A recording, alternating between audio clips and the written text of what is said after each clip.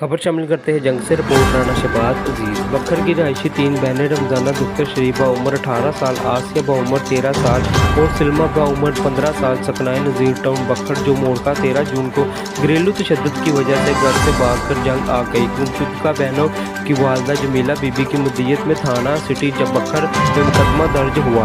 तीनों बहनें बखर से जंग आई जिन्हें पुलिस थाना सिटी जंग ने कामयाब तलाश के बाद बखर पुलिस के हवाले कर दिया। SHO सिटी जंग शाहद अमीर और उनकी टीम को शाबाश देते हुए DPO मोहम्मद राशिद लाइफ का कहना था कि वज़ीर आला पंजाब, IG पंजाब और RTO फैसलाबाद के विजन के मुताबिक घरेलू तशद्दुद, हरासमेंट, बच्चों और माशरे के कमज़ोर तबकात के तहफ़्फ़ुज़ और किसी भी नौइयत डोमेस्टिक वायलेंस की रोकथाम के लिए जंग पुलिस हम वक्त कोशा है।